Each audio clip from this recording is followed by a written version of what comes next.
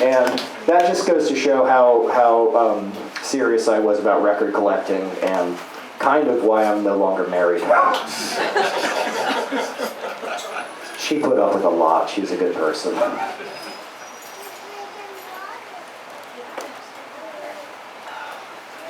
This is a story about the first punk rock show I ever went to. It was the first concert of any kind I ever went to. I had never seen any live music at all, and I'm really glad that the first gig that I got to go to was a punk rock gig. And here's how the night started.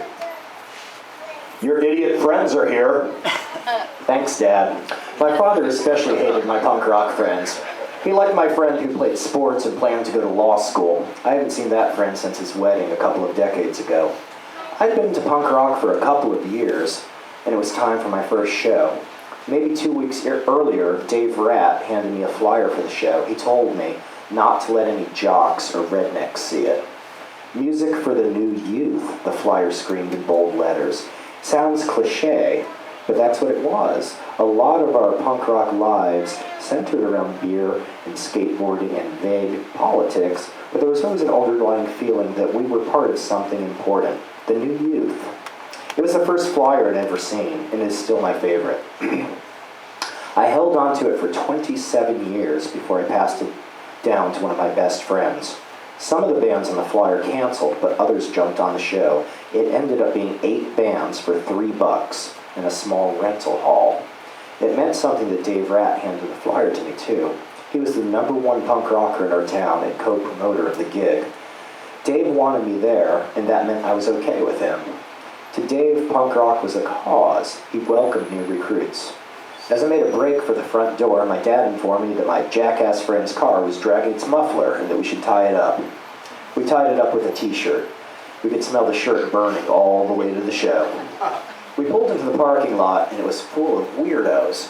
Shows back then were fewer, especially in our area, so when they did happen, it was a big occasion. People dressed up. It always amazed me that people would drive from across the state to see a few local bands in a rental hall.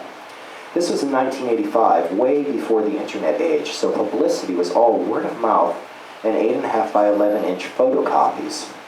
I loved all those old flyers. I had my bedroom walls covered in glorious black and white cut and paste.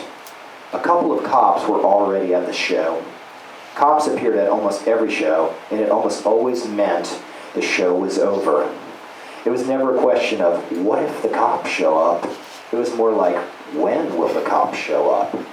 You could practically guarantee a visit. As a singer, I had cops take the microphone from my hand a few times.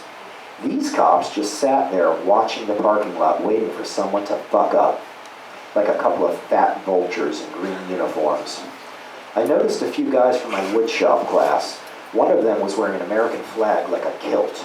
He decorated the flag in black marker with the names and logos of his favorite bands. Someone ripped the flag from around his waist, and the two of them began a tug of war. The cops didn't like that and made their move. They told the punks to stop and tried to grab the flag. The punks told the cops that it was a free country and they could do whatever the hell they wanted.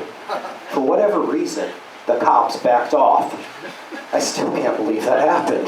The cops just went back to sit in their car. That was the last cop problem of the night. Miraculous. The show started. We all filed in and paid our $3 to Scott and his girlfriend Dawn, who were working the door. They made people wearing spikes take them off so nobody would get hurt. The punks put their spikes in small brown paper bags and wrote their names on the bags with a marker. Dawn stored the bags under a table to be reclaimed after the show. Since I'd never been to a show before, I'd never seen slam dancing. It looked chaotic and like a lot of fun. I dove right in without understanding the etiquette of the pit. It looked like you could just do whatever the hell you wanted, but there were actually boundaries.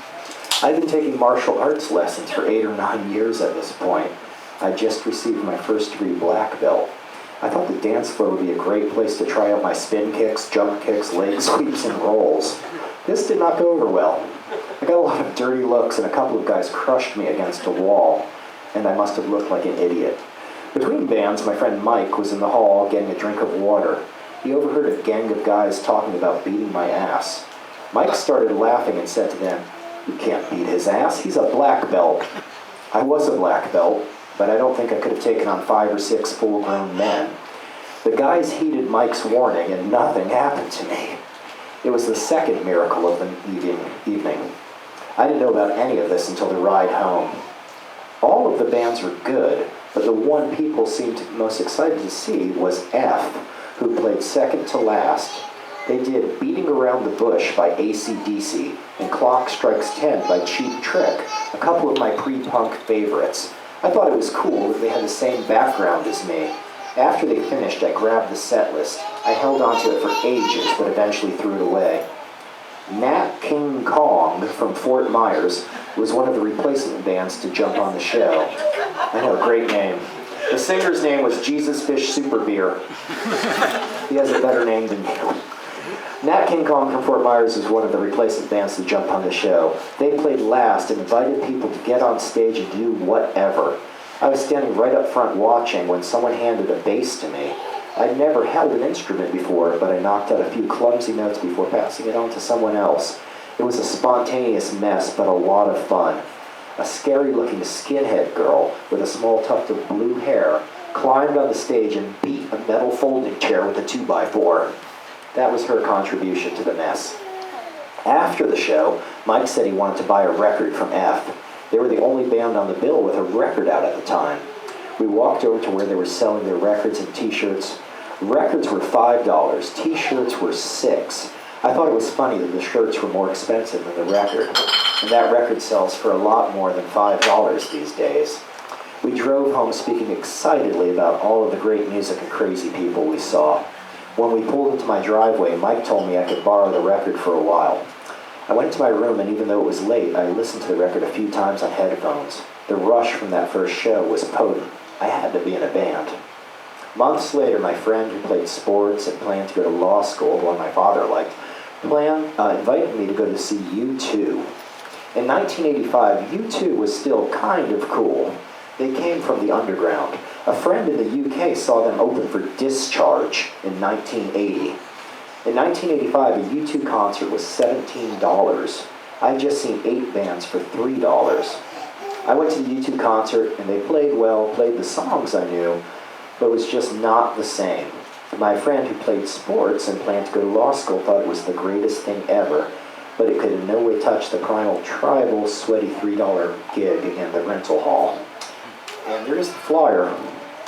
I don't have that anymore. I gave it to one of my buddies, but I think it's a really cool one. And where is he? The bass player from F is the gentleman right there in the green plaid shirt. He played Eddie Nothing.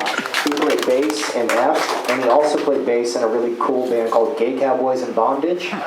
In 2006, I got to work with Gay Cowboys in Bondage, and I put out Gay Cowboys in Bondage discography CD. And there's a story in the book about gay cowboys too, but I'm not reading that one tonight.